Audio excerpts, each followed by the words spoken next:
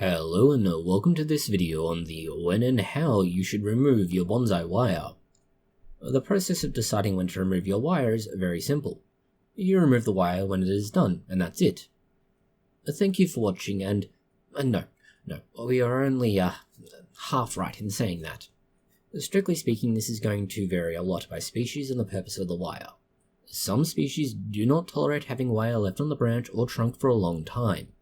Others are so slow growing that the wire is likely to deteriorate and fall off first. So between these two extremes, you have a very large grey zone. In fact, it's incredibly large. The first test you can use to decide if it is time to remove your wire is entirely visual. Is the wire either causing the branch to deform around it, or is there any other obvious sign of an unwanted effect, such as the wire biting into or cutting into the cambium? If the wire has started to harm your bonsai, you need to remove it, and we'll explain how later in the video. Before we get to know how to remove the wire, as it is mostly the same across all situations, we should discuss the other checks and tests first. The next is the branch. The branch, now hardened off or similarly no longer flexible or pliable enough to change back to its old shape. If this is true, it is nearly always correct to remove the wire, and this nearly always follows the cold chill of autumn and the freeze of winter that hardens the bark, and this is a sign of the branch now being permanently shaped. If this is the case, you can remove the wire. The catch is not all branches will be cooperative. Sometimes the branch looks to be set in place and the wire can come free, but it isn't, and the solution to this is, unfortunately, you need to apply new wire again and repeat the process. So just bear this caveat in mind.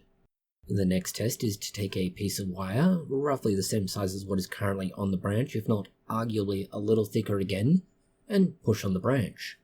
If it shifts, the wire that is there now has not set the branch in place. If there is no visual sign of harm, you should leave the wire in place for now. The wire has not yet met its purpose and isn't a problem, so removing it is just making more work for yourself, and you'll need to apply more wire again, and more than likely very soon. If it doesn't shift, you have a good chance of being able to remove the wire. You should proceed now to actually trying to manipulate the branch directly with your hands.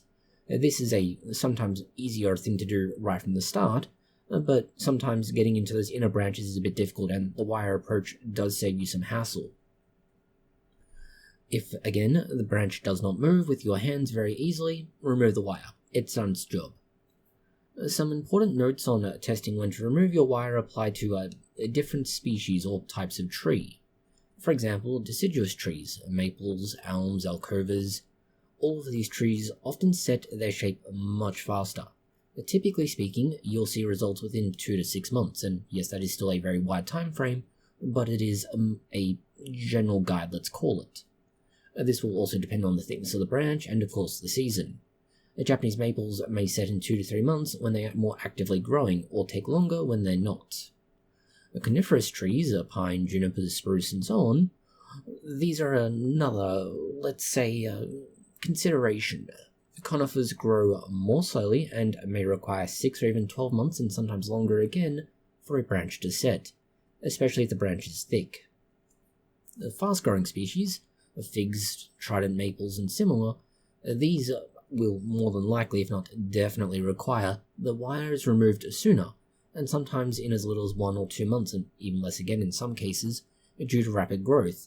Now, you can leave the wire on, but you'll lose the branch. Just be aware of this. The wire will cut into the cambium, it will stop sap flow, and everything downstream from where you put the wire on will be dead. So, keep an eye on it. Then we have seasonal considerations. Obviously, we can divide these mostly into spring and summer. In spring and summer, there will be active growth periods for most bonsai, so you should be checking the wire roughly every 2 to 4 weeks, if not a little bit faster for fast-growing species. You may need to remove that wire sooner than you want to due to rapid thickening of these branches. This is one reason why we suggest when you apply wire, you have a little bit of slack in it. We're not saying much, just enough that you don't necessarily have constant direct hard contact with the branch. This gives a little bit of room for the branch to expand and the wire to shift just slightly. Fall and winter growth is typically slower for many species, and if you do have wire on your bonsai at this time or have put it on, typically it can remain on for much longer without risk of biting into the bonsai. but you should still check for signs of stress or damage, particularly if you have periods of milder weather, where some growth may resume or there may be some sap flow beginning. This is often less of a worry if your weather has been consistent, but if you're in either a mild climate or an environment where the weather has had a nice short lull and seems to have been quite enjoyable for you in the middle of winter, check your bonsai just in case. We then have evergreens. Conifers like junipers and pines may tolerate wire throughout winter, but deciduous trees need to be monitored a little more carefully, particularly because it's dormancy, and once they're coming out of dormancy, well, the wire starts to cut into the bark much more quickly. Another point to make is the wire type and size. Now, you obviously have two types of wire, aluminium and copper, and a wide range of sizes between practically 0.5 millimeter or sometimes less, all the way up to 10 or more millimeters across. Aluminium wire is the first issue here. It's softer and easier to remove, but because it is softer, you typically need a thicker wire to achieve the same result, particularly for larger branches. This does increase the risk of it marking if left on for too long. Conversely, copper wire is typically stronger and better for certain species such as conifers, where you need to leave it for longer, but this also makes it harder to remove, and it can bite into the branch more easily because you typically used thinner wire. The thinner wire simply is more effectively sharp, although that's perhaps not the right word, but it will bite into the bark and therefore the cambium much more easily. This is another reason why you should be checking thinner wire more frequently than thicker wire, as once it starts cutting in, it can go from cutting in to becoming embedded very quickly. There is a general sort of guideline when we talk about thin branches of 1 to 3 months. That's sort of the duration of your wiring. Sometimes you can push it more and less, but take that as a broad time frame. Thicker branches, you're looking at between 3 and 12 months. Again, some leeway on each side, and of course different species, growth rate, seasons, etc. Young and vigorous trees should be checked every 2 to 4 weeks, and particularly during the growing season you may need to do so on a weekly basis. Older trees, which are much slower growing, you can do so less frequently, once every 1 to 2 months, and you should still check it in dormancy.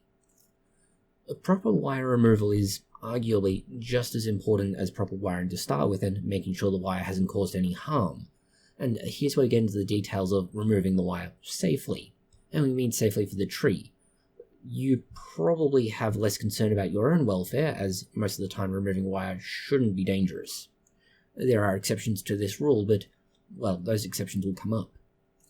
First of all, check the tree to make sure you actually need to do so. Strictly speaking, you're better off leaving wire on a tree if it's not causing any harm than you are removing it, except when you're going to be exhibiting a tree, then you typically have to remove all wire. You then want to check that, make sure the branch is holding its shape, and this also applies to the trunk if you've used it for that, and for any signs of stress such as yellowing leaves, weak growth, and more that would indicate the wire is restricting nutrient flow. If the branch isn't fully set, you can still remove the wire, and consider rewiring it after a relative period of, let's say, rest and relaxation, typically 6 to 12 months, particularly if there's any damage to the bark. The scarring effect can often grow out, but it depends very much on the species and how long the species needs to recover. To remove your wire, start by getting your tools together. This will include bonsai wire cutters, and if you don't have these available for whatever reason, you can use flush cut pliers.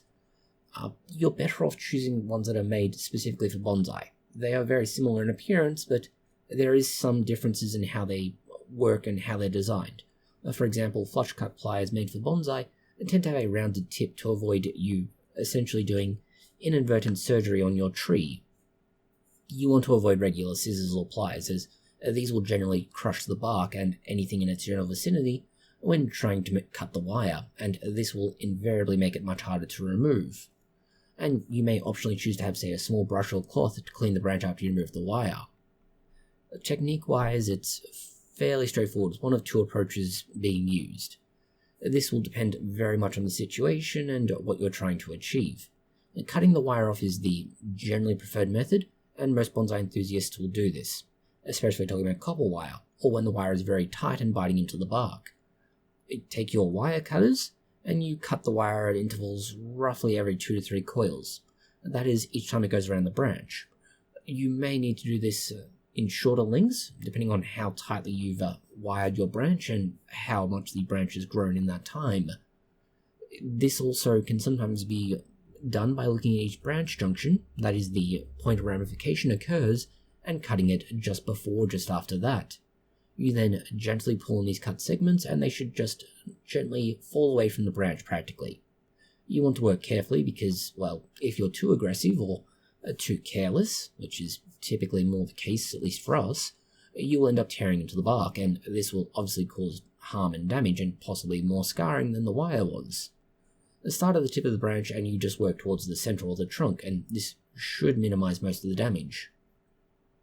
Your second option, which is typically less suggested, and arguably really only going to work for aluminium wire, or very loosely applied wire that isn't biting into the bark, is unwinding it.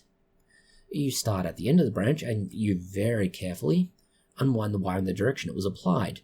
Usually speaking, this is going to be counterclockwise, but depending on your particular skill, the circumstances and everything else, that may not be the case. You want to move slowly, partly because if you bend or snap the branch, you've partly done your work or completely undone your work. The other issue is if the branch is brittle or nearly set, which also means it's more likely to break. The other issue you have is, well, in both the case of copper and aluminium wire, you work harden it when you put it on the branch. This means that you make it harder as you apply it, then you have it undergo a period of essentially setting in place, which also hardens the wire, and now it's that much more difficult to remove. You obviously want to avoid trying to unwind it if the wire is embedded, as this will strip bark and cause significant damage. But for both purposes, you want to work slowly and carefully remove the wire in, well, ideally small sections to maintain control, and you want to prevent any sudden movements that will definitely break delicate branches, and we say that from experience. If the wire is stuck or embedded, get out the cutters and just snip it into small pieces and gently pry it away. You will be better off doing that than trying to gently nudge it free and work it out. It's just not worth it. If you need to, get out, say, a skewer or something similar, if you need to get access to it, and the alternative is to use the tip of the tool or even tweezers. Typically speaking, we find that a wooden or bamboo skewer that can get in there much better, and because it's a relatively soft material, it will generally not cause anywhere near as much harm to your bonsai as the metallic nature of, well, snips, tweezers, and etc. will. For tight spots, particularly near buds or small twigs, make sure to use precision to avoid damaging the new growth, which should be obvious, but we'll say it just in case. After all of this, you want to inspect the branch and possibly clean it if there's debris, most likely bark from where you damaged it, but debris. So take your brush and gently, well, obviously brush away with it. You also want to check for any damage. This will be obvious things like the bark, but cuts, scars, crushed bark, and so on. Brush away the debris helps with finding this as well, and assuming that the tree is being wired in winter, you don't need to worry so much about damaging the leaf buds just yet. Minor wire marks are likely to be present. These should naturally heal over a very short period of time, and by that we mean weeks, possibly months. If you have larger amounts of damage, they will take significantly longer. Now, this may be a year or more for some species, and for others again, basically decades. You want to avoid applying any kind of sealant unless there is a lot of damage and it's very deep, and if that's the case, you've done bigger issues than damaged it with wire. Typically speaking, minor wounds will heal well enough on their own, and just after you've done this, keep an eye on those branches. You don't need to obsessively monitor them, but over the next couple of weeks, particularly as it enters into, say, spring, if you've done this at about the right time, just make sure it's holding its shape and that there's no obvious issues with its welfare and being. If it does, however, begin to revert to its original position, get out your wire, and we would suggest wiring it in the opposite direction to what you did previously. Now, this is suggested for two reasons. The first is that if there is any damage to the tree as it is, you're not going to be reinforcing that damage. The second reason is that, well, simply by wiring in the opposite direction, you can sort of apply force on the other side from where you were previously. This helps to balance out the forces as you've applied them to the branch. It's not absolutely necessary, but we found it helps somewhat. Now, typically speaking, if you're doing this right away, do it in the reverse. If you're doing it after a significant rest period, you may get away with doing it in the same direction you already had. But just keep an eye out for any signs of obvious stress, wilting leaves, dieback, scarring that's not recovering, that sort of thing. This should be a fairly detailed explanation of not only how you check if you need to remove the wire, both with very quick and easy tests and slightly more complicated work, but then more importantly for many cases, how do you remove the wire without causing extensive damage? Or if you do have damage, how do you deal with it? Thank you for watching this video. If you found it interesting, consider liking, sharing, and subscribing. And please do post any comments, questions, or suggestions you have below.